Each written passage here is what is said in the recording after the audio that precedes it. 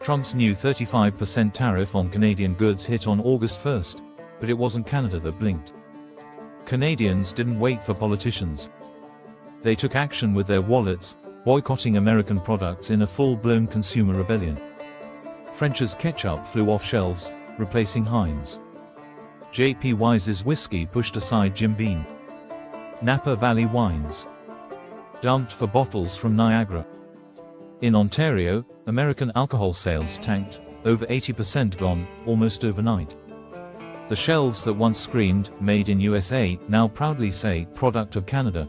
Instead of weakening Canada, Trump's tariff gave it a gift, a reason to strengthen its own economy and flip the script. From day one, Canadians started buying local. Even duty-free stores on the border saw a 50% plunge in sales, just months after the policy kicked in. Retailers caught on fast. Stocking American goods became a liability. Customers saw them as a slap in the face. Meanwhile, in D.C., the U.S. Chamber of Commerce sued the White House.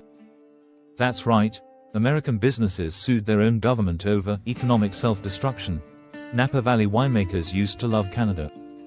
Now, bottles of Mondavi sit unsold, their $25 price tags bloated to $34 thanks to tariffs. Canadian VQA wines, cheaper and just as good, swept in. US wine imports into Canada crashed 66% in a single month. It wasn't just booze.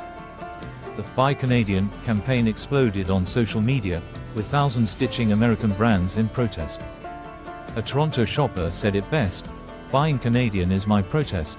That protest is costing American businesses billions." Back in California, grape pickers were sent home. In Kentucky, bourbon distillers lost their biggest export market overnight.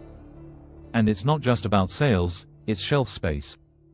LCBO and SAQ stores replaced Jack Daniel's with 40 Creek and Dillon's Gin. Long-term deals locked American brands out. To get back in, US liquor companies will have to spend millions just to rebuild lost trust. And they'll still be fighting from behind. Transport took a hit too.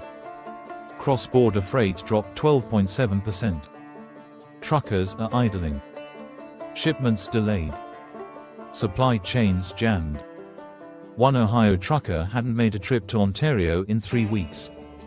Trump says this is for us. But it's killing us, he said. Ford's plant in Oakville shut down when parts got stuck at the border. That ripple forced layoffs back in Michigan. Border crossings once packed with commerce now run at 1/3 capacity. And costs to move goods up 10%. It's a self-inflicted wound. US transportation, auto, and logistics industries are bleeding fast. Even peanut butter didn't escape. Skippy and Jif lost over 1/3 of their Canadian sales. Locally made brands took over. Harley-Davidson, once a Canadian icon, is now priced out. Sales down 46%. Bikers are buying Canadian or Japanese instead. One Toronto dealer said customers just can't justify the price anymore. Tariffs turned a symbol of freedom into a luxury. Amazon, the e-commerce giant, got burned too. Orders from Canada fell nearly 40%.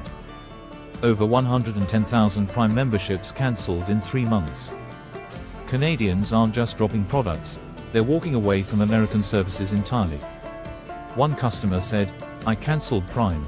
I'm not paying for a US company that's hurting our economy." Ouch. Even trusted brands aren't safe anymore. Tariffs haven't just started a trade war, they've started a trust war. In Ontario, GM and Ford sales dropped 43%. Thousands of unsold cars. Jobs lost in Detroit and Toledo. The entire auto chain is collapsing. Canadian drivers are switching to Korean and Japanese brands. American car companies left scrambling. And then there's agriculture. US beef exports to Canada fell 25%. Grain exports down 20%. Farms in Iowa and Nebraska are bleeding cash.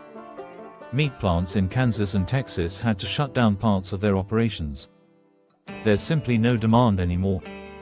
Even giants like Tyson and Cargill are cutting back. Orders are drying up. Processing is slowing.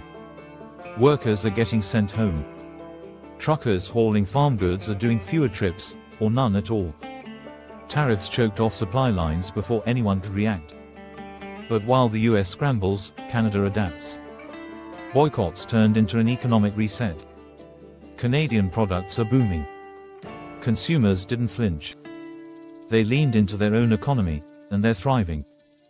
Other countries are watching. Canada's strategy might just become a playbook for resisting US trade pressure. American brands, once dominant, are being forgotten. And Canada? It's becoming stronger, more independent, and prouder than ever. If you found this breakdown helpful, hit that subscribe button for more deep dives from the Untold Compass. Don't forget to like, share, and drop a comment with your thoughts on this trade war. Let's keep the conversation going.